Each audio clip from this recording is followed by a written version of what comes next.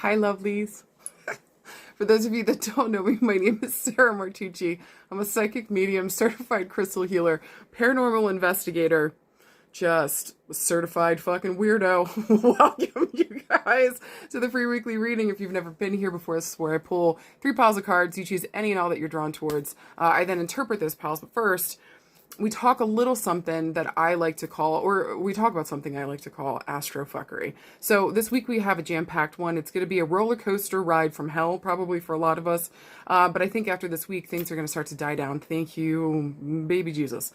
Because I think a lot of us have been white-knuckling it for a hot minute. And I don't know about you, but my hands could use a fucking break from holding on for dear life. So if you're anything like me, and it's just struggle.com, we're a hot mess express on this roller coaster that's on fire. Let's do something for ourselves this week to kind of give us a break. Make sure that you get away and you take care of yourself, because also too, when a full moon is present, emotions are fucking heightened, and we have one coming up on the 11th. Now, we've got a bunch of astrofuckery happening this week, but I'm really mainly going to focus on the full moon in Aquarius and also Venus entering Leo. With that being said, look, this full moon in Aquarius is like the sign of the greater community at large. In Leo season, Leo kind of really does focus on the self and what are these things that I'm birthing and bringing maybe even to, a wider audience. So there's some kind of, Aquarius is like the other, Leo's more kind of centered on the self. So there might also be a pull this week, do I serve my wider community? Do I serve myself? How am I serving myself through my wider community? Question marks may be coming up for a lot of us. Maybe we're even looking to our communities and making sure, do we really belong? Can I really shine here my brightest? Are my gifts and abilities wanted and needed here? Are they being utilized in ways that also make me feel safe and happy? And I'm actually bringing something to the table. Fuck. I also want to say on the 11th, quick side note, I believe, the sun and Uranus are squaring that day. So that's we got a lot going on. We got a lot going on. And with this full moon being in the sign, like an air sign, I do feel like communication and knowledge is going to be really important. So communication is going to be key. Maybe there's also something about these themes going on where we're also, how are we communicating with ourselves? How are we communicating with our larger audience or community at large?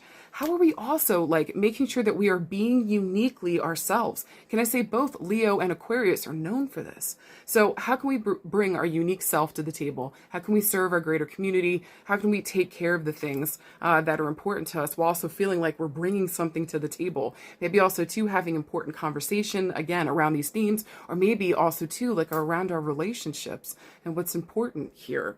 So if something, and especially with that air sign and communication and all that knowledge being so important, how do we also, with the full moon, talking about culmination, bringing something to an end? A lot of times this is reaping benefits and good stuff, but sometimes it could also be taking stock of a situation and noticing when something has run its course. So for a lot of us, we might be having one or the other there, maybe both.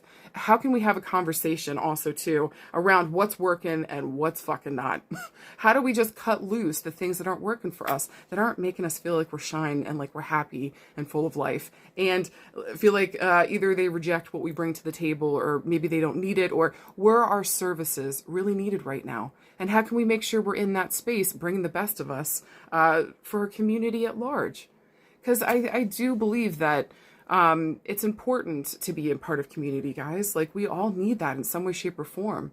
For a lot of us, that's been our only form of home and connection. So, if you're struggling with those themes this week, or if you're winning at them, just know that conversations are going to be important. How can we make sure that we get rid of stuff that doesn't work work with the things that are, maybe even reinvent it more uniquely tailored to us? And again, being able to express why we're here, what we're supposed to be doing, or how can I do my work in a way that's uniquely me, but helps the wider group on the whole.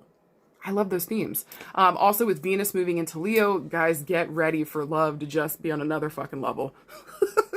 Venus in the sign of Leo needs a lot of attention. She would like to be told at least 5 times a day at minimum that she is beautiful, that she is wanted, and that she's just fucking rocking it. So don't be surprised if communication fires up, literally, in this fire sign Leo. If communication fires up, if people are wanting our attention, you're going to know exactly who the fuck likes you, because people aren't going to be able to hold the fuck back in this Venus season.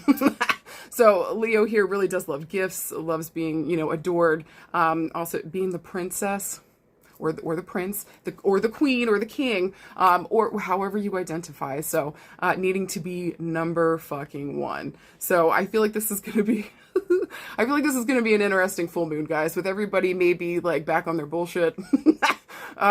Everybody's feeling like they need attention, or they want to feel beautiful, they want to feel seen and heard.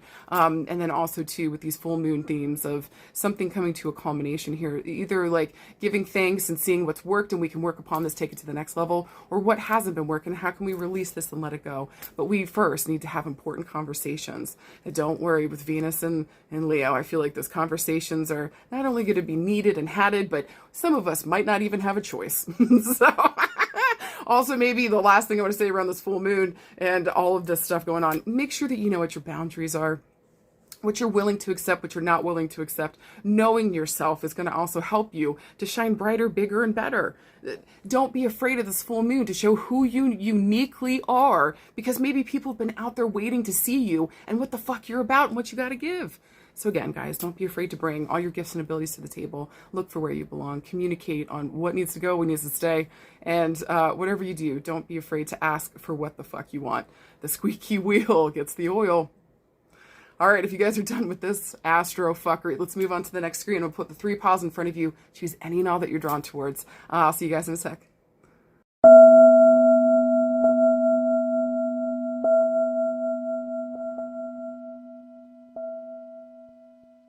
Okay, and if you picked card pile number 1, here's your beautiful cards. Your first one is the Queen of Wands. Second card is the 5 of Swords. And your final card is the 2 of Swords. So let's fucking talk about it. So guys, I kind of want to say this week, there's a feeling here around, with the Queen of Wands, there's a fire element female here. It could be Aries, Leo, Sagittarius, to have heavy fire placements or important fire placements here. Either way, this woman is spicy. She's also the hottest of all the queens. Fight me in the streets about it. She certainly will. If it's up to her, she'll tell you yes. With the Queen of Wands, she's also, usually she's an entrepreneur. This woman can do it all. She could do it all. But she loves to be her own boss. She is boss lady. Now, with the 5 of Swords, a lot of times this card can talk about, like, is this self-determination or is this self-destruction? So our relationship here with this female may have felt tense a lot. Maybe we're going back and forth between, like, how we feel about this person. But with the 2 of Swords, a lot of times this can talk about, like, indecision. So again, like, we're indecisive about this person, where maybe we're going back and forth. A lot of times, though, guys, I want to say with the 5 of Swords, most of the time when this card comes through, I want to say to you, don't give up. So maybe this is more about self-determination. Maybe this is the way that we're viewing her too. So maybe a lot of this as well too with the 2 of Swords can even talk about, like, compromise, neutrality, diplomacy here. So how do we maybe stop fighting with this female? Maybe there's something here that, like, maybe we're not being honest with ourselves about the way that we feel. Maybe we're not being honest with ourselves. Maybe there's some kind of jealousy here, or maybe there's some kind of, it just feels like there's fucking competition. Like, whatever the fuck's going on with this important female that's showing up this week. This is a woman that you want to go to war with, not against. What are you doing? Is what I want to say to you. Is there a way this week to, and maybe here with the 2 of Swords and the 5 of Swords, talking about our mental space, maybe this more has to do with the way that you are viewing this female. So maybe if we flip the script and see this more as, like, maybe this is somebody I can align with instead of maybe this is my competition, or maybe this is somebody that I can work with and be diplomatic with. Maybe if I compromise with this person, we can get stuff done together. So how can we work this week in ways with this important female that's showing up here that, like, really likes to get shit fucking done? Look, can she be easy to get along with? No. Is she blunt sometimes? Maybe way too fucking much. Does she need to say everything on her mind? I don't know if she can stop herself. But the point is, we got to work with her this week. This is not somebody that we fight against. What's the point? I also say too, like her burning this bright, this is also a person that I feel that maybe we even kind of look up to. So, long story short, quit the bullshit this week. If you're fighting with somebody, look, if this is like a person in a power position, like a boss that's being the fucking worst, again, how can we flip the script mentally? This is more about like self-determination, not self-destruction. How can I compromise and work with this human towards whatever the fuck goal I've got here? And I want to say it's probably a creative project. Maybe she's helping you get your business off the ground, or maybe you see her out in the field and you want to be just like her. So go towards this person, see if you can talk to them and communicate with them here with the swords, but also to flip that script around. Is this my competition? It is not. This person is somebody you want to work with. Be diplomatic, come to the table and see ways that you guys can work together towards the fucking goal. You got this. And don't be scared of her. A lot of times, more often than not, her bark is way worse than her bite. Straight up. All right, and if you guys pick card pile number 2, let's get to it. First card you pulled is the 5 of Coins. Second card you pulled is a major arcana card, talking about major change, major evolution, major movement forward. You pulled the Lovelies. And then finally you pulled the 3 of Swords. Oh, let's just, let's talk about it. So whoever got card pile number 2, I'm sorry because nothing has worked out in love here. I don't even mean to laugh about it. It's just like, fuck. These cards are rough. 5 of Coins talks about like instability. Usually it's financially, it's like job loss, but this can even feel like I just lost this relationship that was so fucking important to me. The 3 of Swords here, there's a deep hurt, there's a deep pain. Can I just say with the Lovers too, it's also at a crossroads. And so whatever's been going on within this love relationship, we need to face whatever the fuck is going on here. So if we haven't talked about it, we need to sit down and have a conversation. This is literally like the crossroads moment. This is make it or break it. Straight up. And especially with these difficult cards, like this is a terrible feeling. This is a terrible fucking feeling. So I think this week is really important. Sit down around this important relationship. This could be love. This could be best friends. This could be your brother. This could be family. It doesn't fucking matter. Whatever this relationship is this week, there has been hurt and suffering on probably both ends, and just feeling like maybe even both people feel like they've lost this thing that was so fucking important. Because guys, when the Lovers comes up, this was real love at the fucking door. Holy fuck. What have we done? What have we done? So how do we sit down this week and talk about the situation? How do we talk about the difficulties? Is there a way to move forward? We might find this week that no, there's not. We can't seem to get over this. We can't seem to move through it. Or there might be an ability to, but if we don't have this important conversation around what the fuck is happening, if you choose to say nothing, then you're letting this thing die. If you are sitting down and trying to talk about it, that means you still give a fuck about it and you're trying to fucking make it work. So we're at a crossroads, card pile number 2. We got an important choice we got to make. Are we going to let this motherfucker die, or are we going to do something about it? And with a heavy hitting card like the Lovers, this was something that was real, that was beautiful, and it just felt like it burnt to the fucking ground.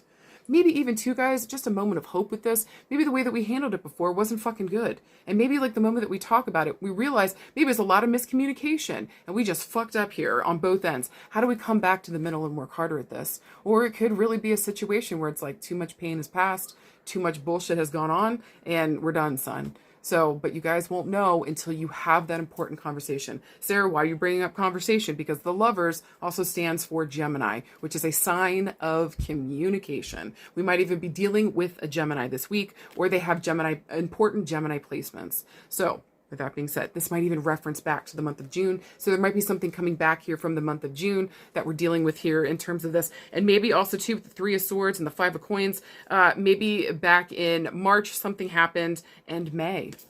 So whatever has culminated here has been a lot of difficulty and a lot of sadness. How do we work through this? How do we be brave in our vulnerability and talk about what's important? Is there a chance here to move to the next level, or are we letting this shit fucking go? I want to say, it's important to do it by this full moon, or hopefully by this full moon. It helps you guys decide what's best for you. Whatever you choose, whatever you decide, may your happiness and may your joy, may your peace be at the core of it. You got this. And finally, if you guys pick card pile number 3, here's your beautiful cards. Your first one is the 4 of Cups. Second card is the Eight of Wands. And your final card is a major arcana card talking about major change, major evolution, major moving forward. You got the Star. So I actually want to say this week, if you got card pile number 3, there's been a missed opportunity around some communication here. Maybe even we got bored with communication. Eight of Wands usually speaks to me about like activity, haste, but usually communication, talking back and forth. Even though it's Wands, it's like passionate communication, or like maybe this has to do with a love relationship or a project or something that like evoked passion in us that got us really excited that like we wanted to take action on this. But it just felt like with the Four of Cups here, we just kept missing opportunities. Or maybe we just got bored with the communication. Things just kind of like died off here. But the Star is saying like, look, you still have hope around this situation. So this week, maybe we could be waiting for some communication to come in, and it's telling you to hold on to hope. We should be hearing about it here ASAP. Now with the Star, sometimes it tells you to have hope, but there's still a feeling like it's still far away. So I do want to say, for waiting on communication, it might not, there's a possibility it may not be coming this week. It may be coming, man, with the Star here, it stands for the number 17. So I just want to say 1 + 7 = 8. I'm looking to this month. So it should be maybe around the 8th, maybe around like, Monday here, or maybe with the Start, maybe around the 17th. So maybe by August 17th, we should have some conversation here that's going to reinstill hope into a situation we thought maybe we had missed the opportunity on. So whether this is about a job or a love relationship, whether this is about like maybe a home that we were waiting for, or whatever, again, that we're waiting on here to come in, have hope around this communication. And hopefully no later than the 17th, we'll be having it. I want to say here too, guys, that like, it's going to be back on like Donkey Kong. Look, when the Star shows up, this really is a card about hope, faith, and just optimism around the situation, that things really, this is the card after the Tower. So whatever happened here, again, it feels like everything blew up, everything fell apart. Maybe we thought all hope was lost, but here we go. It comes back around again. So hold on to your titties, okay? Not everything is lost here. Trust that whatever new communications coming in, whatever new activity, whatever's happening here, it's going to reinstill this hope. Maybe this is even around us taking some activity or putting some haste towards something. Maybe we're the ones that need to communicate this week. So whatever that choice is for you, don't be afraid to reach out or hold on to hope by like August. Like, again, if this is like waiting for a job interview, you don't want to keep calling them because that seems a little creepy. Or if you're waiting for a date with like another person, you don't want to just keep calling them because maybe it's too much. By the 17th, I'm calling that we should get this little bit of hope and faith reinstilled back into us, and that maybe all along the way that we were seeing it wasn't correct. Maybe we misinterpreted something here with the Four of Cups. Maybe we took something personal emotionally when somebody didn't mean something, and communication ceased or stopped. But I feel like, look, y'all, it's back on like Donkey Kong, and we'll be able to get over that apathy, that boredom, that maybe that missed opportunity that we thought was gone. So hold on to hope. Hold on to hope this week. Hold on. What we're waiting on is going to be coming through. Or there might be a call here for us to take action towards it. Again, whatever we choose to do, let your hope, your faith, your optimism be what guides you here. Let it be around what you truly want. You got this. All right, you guys, I hope to God that made fucking sense. Let me know. Middle fingers for no, caw for yes. Thank you guys so much for letting me come here and do my thing. Thank you guys for always giving me this platform to do my thing. I love you guys so much. I should be on by Friday or Saturday for the Messages of Hope, and I'll be here throughout the week with my chaos and fuckery. I love you guys. If you need anything, you know where to find me. I'll see you guys soon. Bye.